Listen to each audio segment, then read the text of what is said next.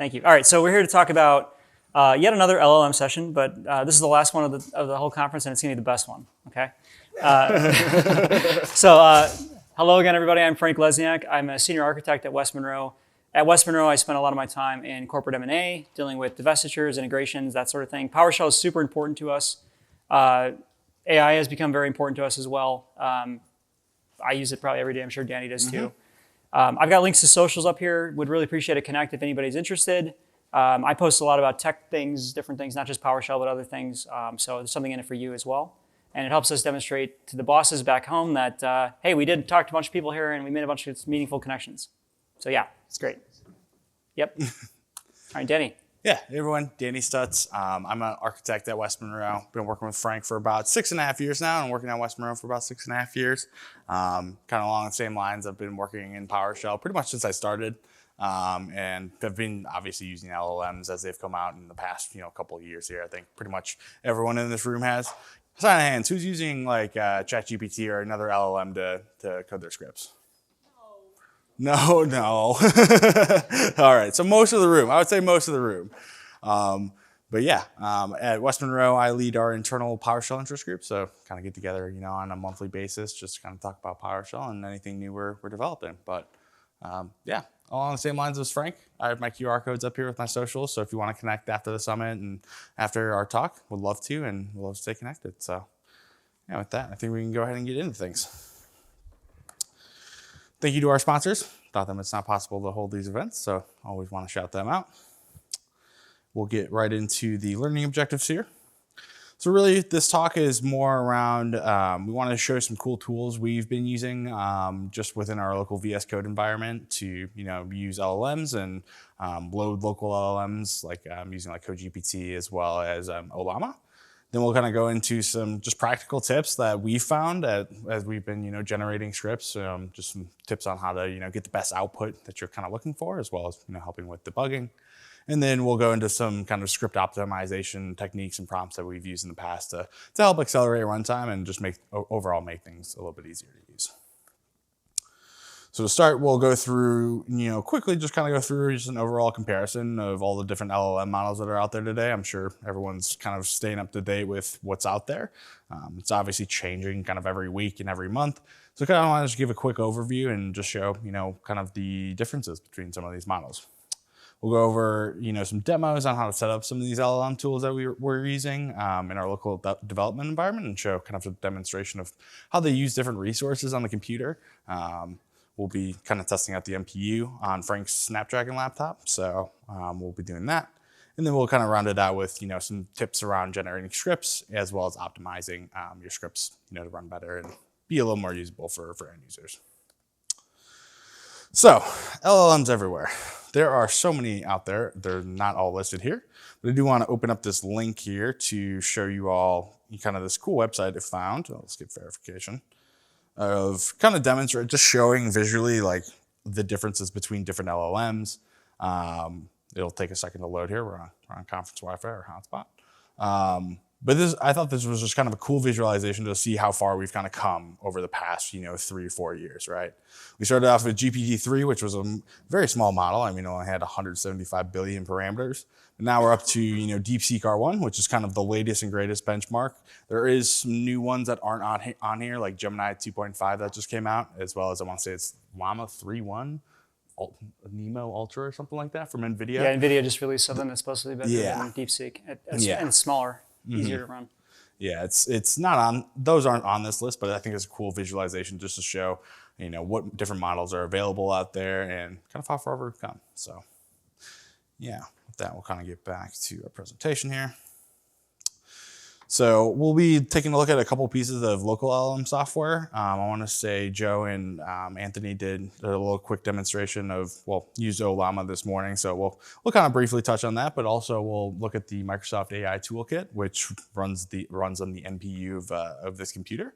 And we'll do a kind of quick demonstration to show just how it's using it and kind of how it differs from using the CPU for generating things.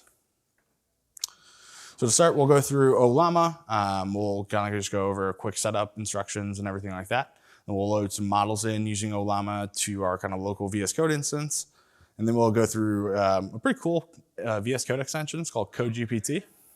It's basically like a free GitHub Copilot, and then we'll go into some Copilot specific features. There was another talk by, I want to say his name's Peter, yesterday on GitHub Copilot. He kind of went through some of the more specifics on how to get it installed, the costing and stuff like that. So definitely go and watch that if you're looking for some more specifics outside of what we'll cover today. So what is Ollama? Ollama is, an open source platform that allows you to load LLMs into your, local machine, load it into memory. It allows you to basically download most of the models that are available through Ollama. It was kind of recently released for Windows, so you can just kind of click this download link. You can open it up and you'll see basically, if I can exit out of here, you'll see this kind of, it's very small down here, but in the taskbar, you'll see it's basically just a service running in the background. Of the computer. Worth noting that it does not at any point tell you that that's what's going to happen after you install it. So I definitely spent 10 minutes feeling like an absolute idiot when I installed it and nothing happened, and I started up from the start menu and nothing happened. Yeah, so don't be like me.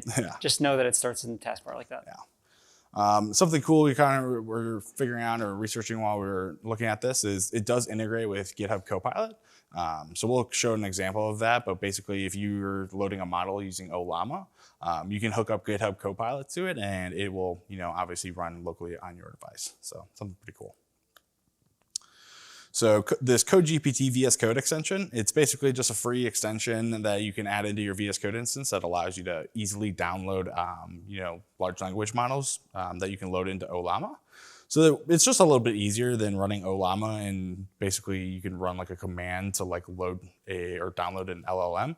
This is just kind of a GUI way to do it through VS Code that you can basically download it with CodeGPT and then load it into GitHub Copilot or CodeGPT.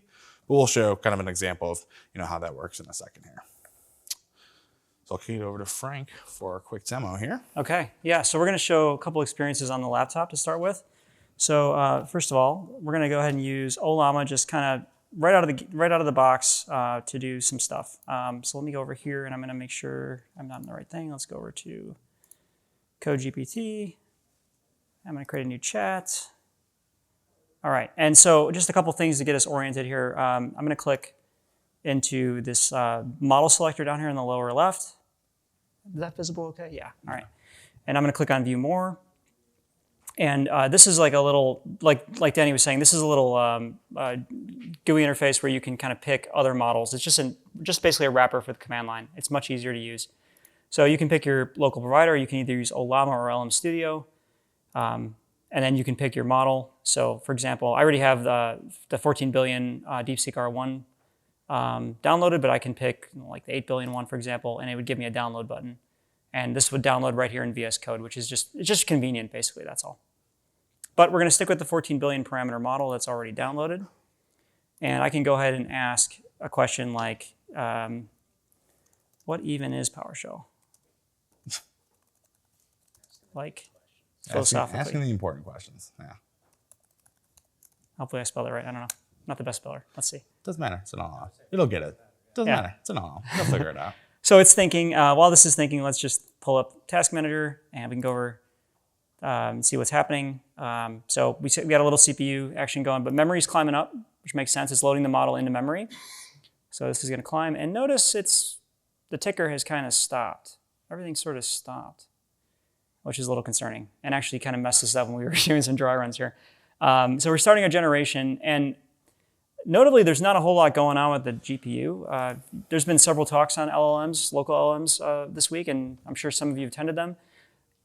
Normally, you would expect the GPU to spike up and be like 100% maxed out.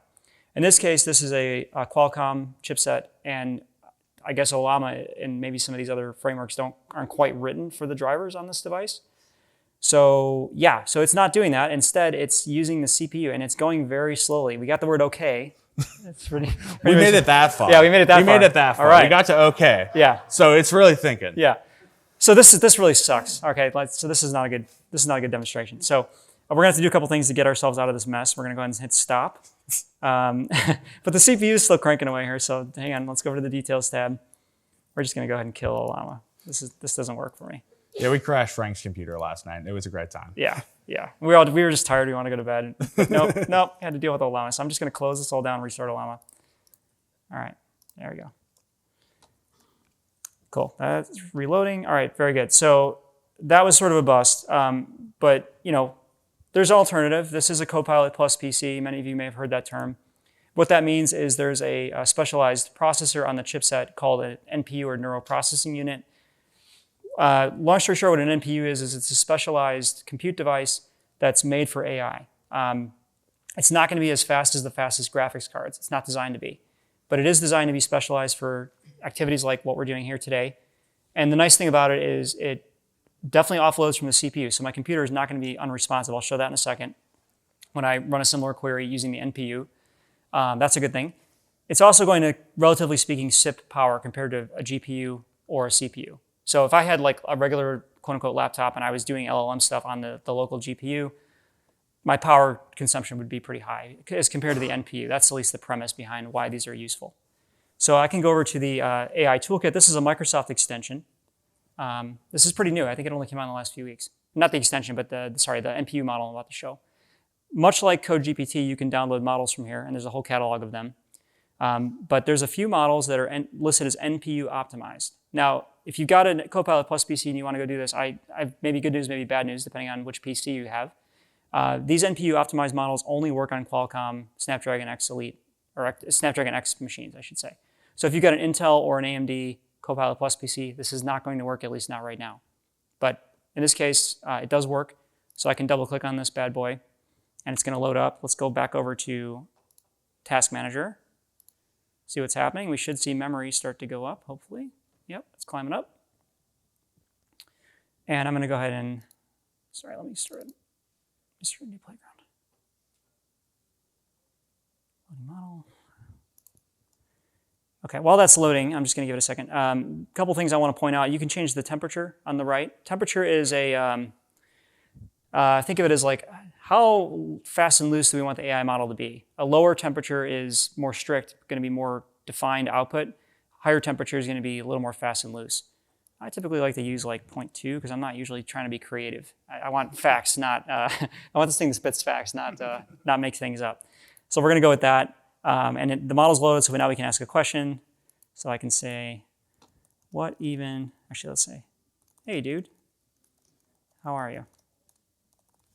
What even is bold it, PowerShell, like philosophically, LE, I forgot, something like that. Whatever, we're gonna hit it. By the way, before I hit enter, one thing you can do is you can also tell this thing to search the web. So that's kind of nice. You just have that option locally. You can attach files and other things too to give it context. So this is a pretty nice little freebie platform here. So anyway, so it's cranking away. This is a heck of a lot faster. And if I go over here, we're going to see the NPU is getting hit pretty hard. So that's exactly what we want. This thing, it sips power comparatively, and it's answering my question. So that's awesome.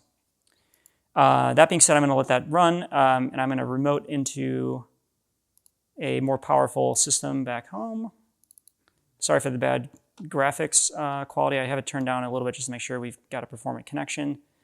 We're going to come back to that screen of me in a second. Back over here, we're back to CodeGPT, which is the first extension we showed. This computer has a much beefier GPU on it. If you can read that, it's an RTX 4090. Fortunately, I'm not cool enough to have a 5090, just can't get one. But I got a 4090, so that's pretty good. And the 4090's got a good amount of graphics card memory, so we can load a larger model in this case with 32 billion parameters. So I'm going to go ahead and do that. And I can go ahead and ask a question like, yo, who is Andrew Pla? I hear dude is a real G in the PowerShell community. And we're going to let that think. And as soon as it loads the module, the model, we should see, yeah, there we go. Got a little spike on GPU utilization. Oh, maybe not. Hold on. Still loading. SSD is busy. All right. Yeah, we're up near 100%. So it's working to figure out who Andrew Pla is. Capitalize his last name. No. Maybe he has a GitHub profile. Yeah. MVP. Okay, it's kind of getting there. Still figuring it out. But anyway, it's building its plan. It's doing its research. What do you think, Danny? We want to watch this? Or We can let it run. let it run? Okay. Let's see. Let's take a look back at the task manager. Let's see. Is it still running? I think it's done actually. Yeah. Okay. Should it looks cut like it's off. done. Yeah, I think you're right. Yeah. Okay. It's being a little lazy there. All right. Anyway, let's flip back to the Prezi. I think I'm over to you, right, Danny? Next. Yeah. Let's see. Okay, we ran through that stuff. We ran through this. Yeah. Back to you with GitHub Copilot. Yeah. Let's see. Mic's on. Cool.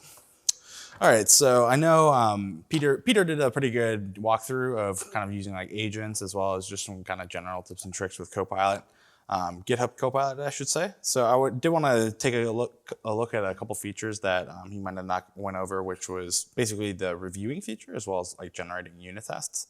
And then we'll also show you kind of the feature where you can use GitHub Copilot with an OLAM model. So if I go here, something cool I kind of found out. Let's see, let me pull up the right VS Code instance. So this is a very basic script. Make it bigger. There we go. That's a little too big. All right, cool. Let's see. So logs it out of that. So I'll open up, basically on the right over here, we got our GitHub Copilot chat window. So I'll make this full screen. So open up chat. So one neat feature of GitHub Copilot is if you select basically a block of text, let's say this entire block here, you can have it, you can go to this Copilot dropdown after I right clicked and say review and comment. So it's basically a QA. It's like a reviewer for you, but it makes recommendations on your code based on what you're actually giving it. You can ask it to do this for a bunch of scripts if you add them into the context of GitHub Copilot. But it's nice when you're kind of just going through, maybe you just wrote a new script or something like that, and you want some feedback on like how does this function look, how does this specific block of code look, and so you can have GitHub Copilot basically suggest some reviews or edits to your script. So we'll see. Would it throw you off if I asked you how do I add things to its context? Yeah, no, it wouldn't at all. That's actually a part of it. So if you look in the bottom right corner here in this chat, you can see add context. Yeah, there's a button. It's crazy. You can do, if you have like a bunch of scripts open, so we have a bunch of different scripts open here, I can just click add context and you can say open editors and it will add all of the open scripts you have into it. So this is really nice for if you want to like prompt it for say, like, hey, I want to generate a new script, but make it like how I normally code or make it in my style. You can give it like a folder or a bunch of scripts that you've written in the past, and it can kind of detect like how you've written scripts in the past and say, generate me scripts that are very similar to this, and it can take that context and kind of try and replicate how you code it. Yeah, I think it'll try its best. You can try its best. Yeah, for sure. And yeah, so I'll go through quickly here. Let's see the comments. Yeah, so it has a bunch of comments. It definitely doesn't like my script. That's okay. That's okay. No harm, no foul. And you can basically just apply, some of the changes. It takes a little bit, like as you go through each kind of recommendation, and it'll generate a recommendation based on like that specific line. So it's basically saying, add, like a description for this, which is totally fine. We'll take that. Danny, I noticed it didn't detect that the script file name has a typo in it. Yep, sure didn't, but we're gonna keep that. That's on me. We don't want to introduce a breaking change. So Yeah, exactly. We're just gonna keep the misspelled. Yeah. Everything's dependent on this script. Otherwise, everything else breaks. So it's fine. Yeah, so I thought that was a pretty neat feature. I think Peter also showed a demonstration of if you like make a commit to like a GitHub repository, you can add Copilot as a reviewer, which is similar to this functionality, but it's once you actually push your changes up. So there's a couple different ways you can use Copilot, GitHub Copilot to help to review your changes before you actually commit them. I like this inline editor because it kind of talks me through each of the changes it's recommending, and I can either accept them or reject them. But it's just helpful when you just want another set of eyes on what it's actually doing. Sometimes it does some weird stuff like this though, like it'll keep in like an extra block or something like that. But I thought that was a pretty cool feature. So I'll discard all these recommendations because I don't agree at all Copilot. But then we can do some pretty interesting stuff with unit tests. Who enjoys writing unit tests? James, one guy. All right, cool. We got one guy. but for the rest of us who really aren't a huge fan of, going through all of our code and making sure everything works through a pester test, we can use GitHub Copilot's built-in functionality to generate these unit tests for us. So if we go Copilot, we can say generate tests. Wow, it was that easy. So I actually already generated this before, but it can, let me make this a little bit smaller if I can. Come here. So it basically went through and it's going to import basically the script, and then it's going to basically lay out the framework for some pester tests, which I think is a really cool feature because personally I haven't worked a ton with pester, but I think this is, just a pretty solid start to getting involved with pester and actually starting to use it. Seems like these are generally about right in terms of like mocking the commands and everything, but overall, I just wanted to kind of show that you can use Copilot to generate a framework for your unit tests without you having to sit there and define all of the different tests. Maybe they work, maybe they don't, but that's up to kind of the specific script. All right, and then lastly here, just wanted to show how you can basically load Ollama and Ollama models in here. So in this bottom right corner with the chat window, you can see we're using O1 preview right now, but if we go to manage models, we can go to Ollama, and Ollama will have that model that we downloaded earlier using CodeGPT. So it's really easy to load in local LLMs into your computer. Obviously, your mileage will vary on like what model you're running. Like if you can't run like DeepSeek 671 billion parameters on your computer. I think their recommendation was like you need 12 RTX 4090s to be able to run that model. So unless you have a supercomputer at home, highly recommend not doing that. But at least some of these smaller models are pretty easy to run. And as things evolve and as more LLM models come out, they should require a little bit less resources, hopefully. And that's where it'll kind of come in with loading a local LLM. Kind of helps to secure your data, right? Because if you have like sensitive scripts or things you don't want these LLM providers to know, you can load in a local model so that it runs all locally on your own machine. So it's all kind of contained within your local machine. I'm not going to load it and run it now because it will crash Frank's computer, but just wanted to show that this is possible. And through this CodeGPT extension, it's a lot easier just to open up this and basically select the model we want to load. It's just a little bit easier than going through Ollama and basically selecting and running the command line to actually download it. So I think it's just nice to have this tool, even if you're not going to use the functionality of it, just to be able to load models into Ollama without having to, go and run that command line option. And so, yeah, that's that. Back to the slides here. So generating scripts. So I'm going to show you guys some examples of some scripts, just some bad prompt. I'll put that in quotes. It's a more simple prompt, but I'll open up ChatGPT here. So we're using GPT-4o to generate these.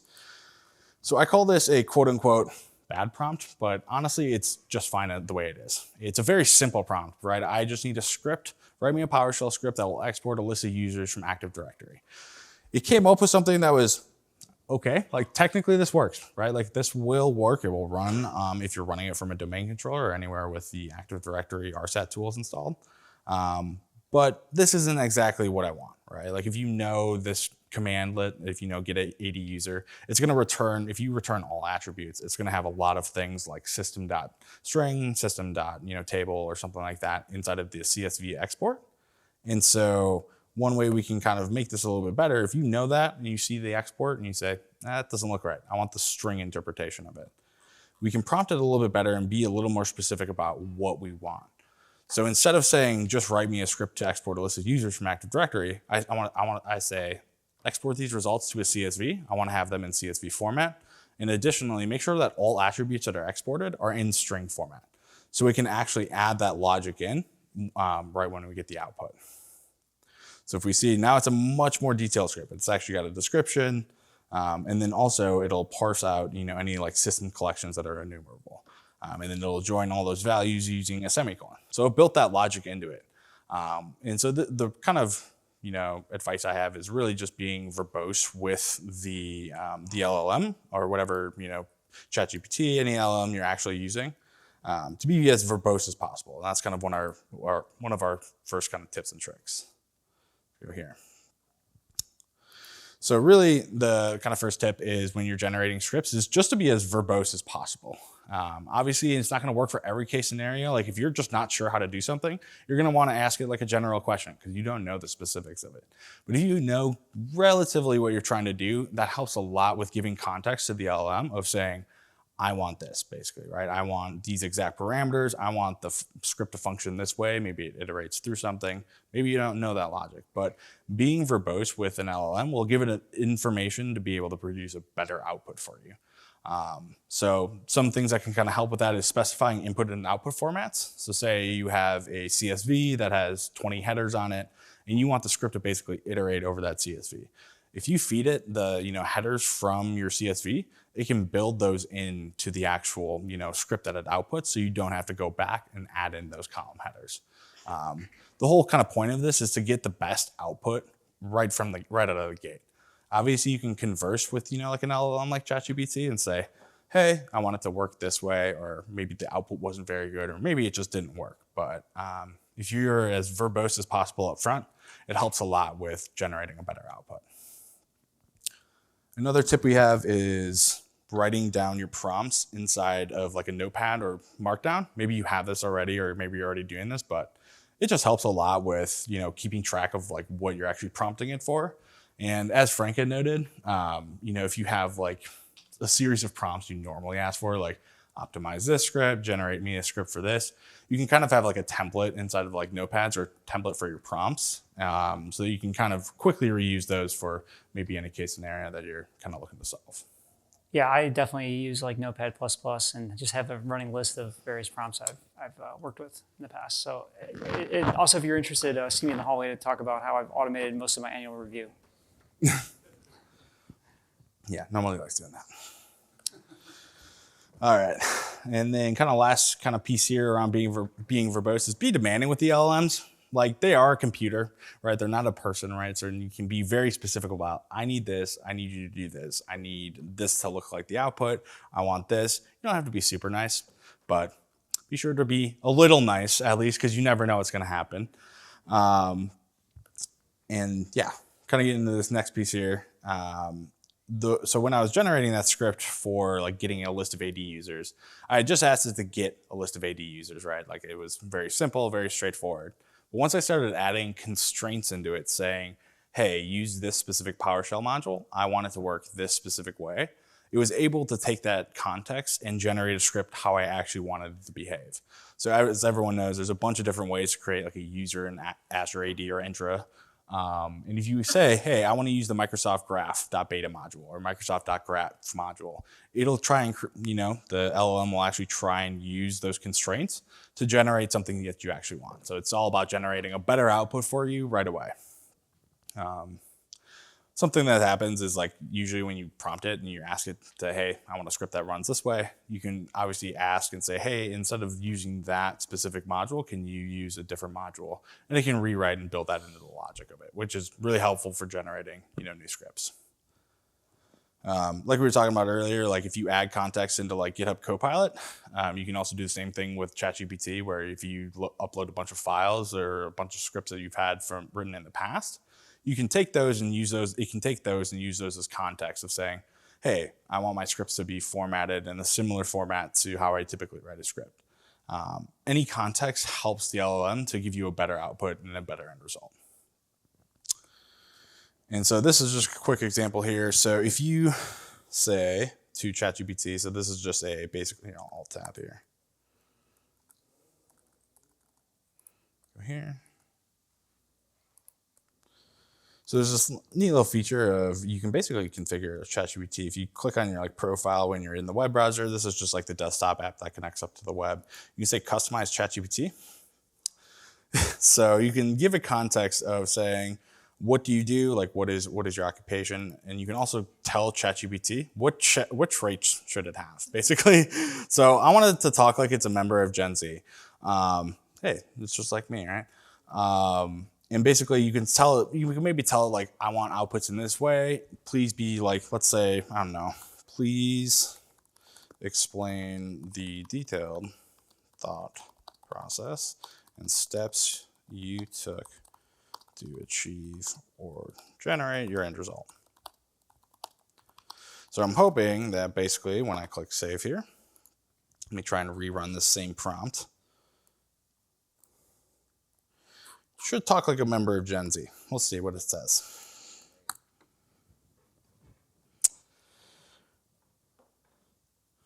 So it's got my reasoning in here. Maybe it didn't take any of it. Let's see. Yeah, that's true. Good call. Let's try this. Maybe it took the context from the previous chat.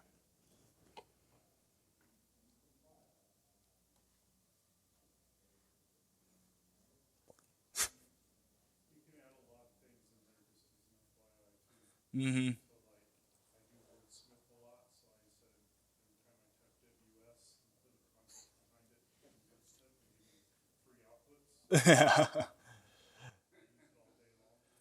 Hey, bestie, here's the deal. Just like I'm talking to Danny. It's wild. It's great. It's great. I love it. Yeah. I'll spill the tea on every step. Total overshare, Gen Z style. Enjoy! Exclamation point! Wow, it feels so great. Okay, bestie. Here's a detailed spill on my thought process. Oh, major flex. Wow. Converting. Wow. Incredible, honestly. Your talk has given me more.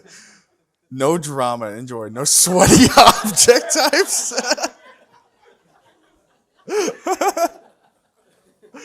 So yeah, you can do fun things like that, right? But yeah, I think one of the other audience members said you can add a bunch of things to this to, make it think the way you want it to, make it behave the way you want it to. Maybe you want it to be this funny, and honestly, it's a good time. After a while, though, that Gen Z talk does get a little old. It's like, all right, I just need the actual answer, but it's still fun nonetheless. All right, so we'll exit out of that. All right, so getting over here.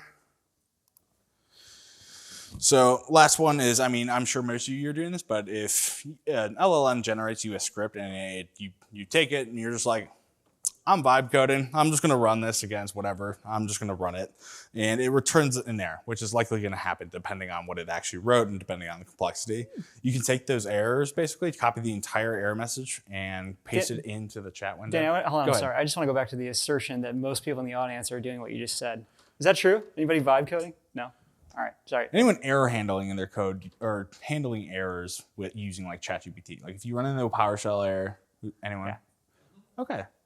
Not as many hands as I thought. So yeah, definitely try this out. It's really, really helpful. Even if if you're sure of the error and you know exactly what it is, maybe it won't help as much. But if you're not sure where to start, if it's some random like seg fault or like something, you're like, I don't know what this is.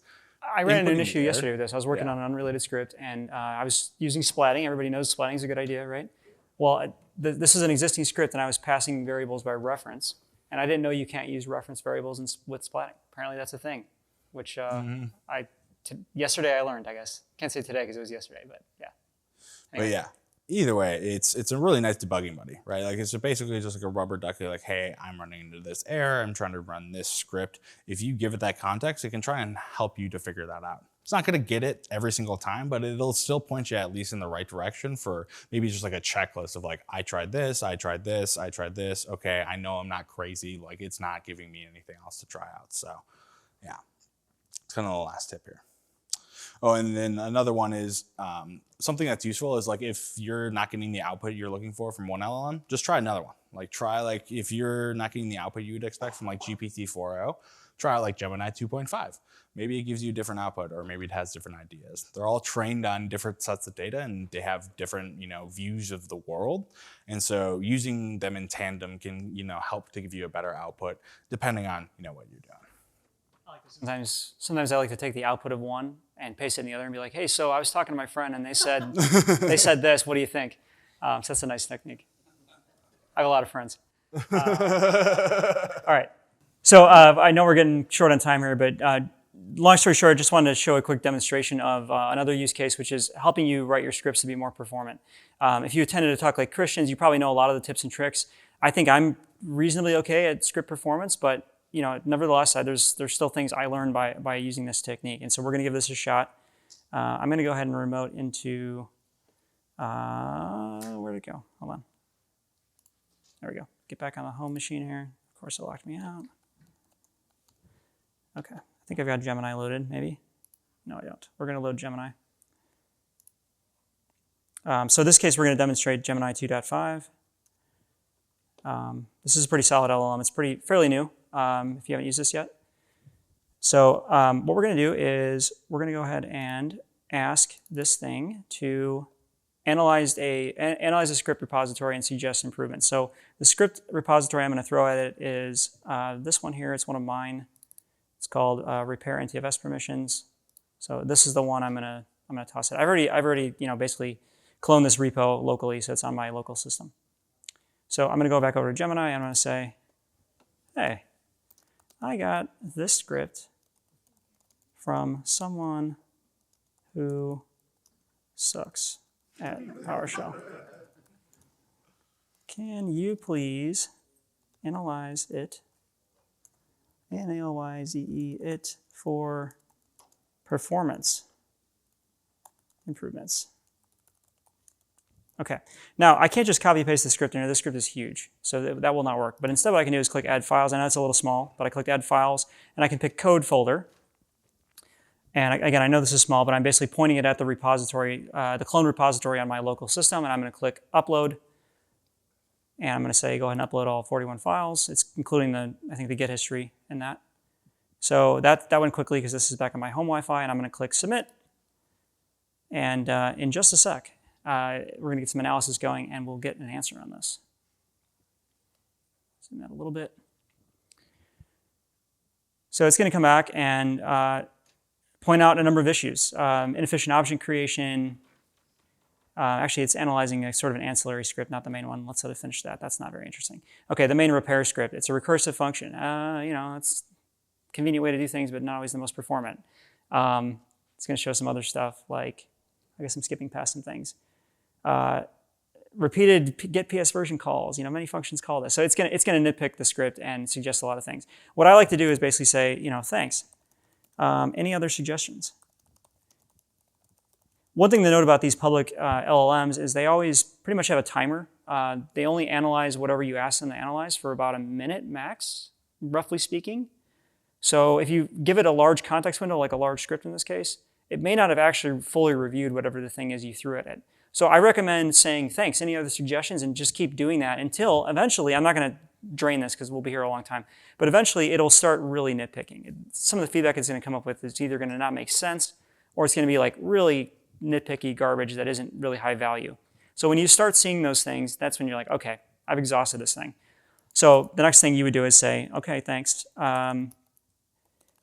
Based on all the recommendations, can you please prioritize them?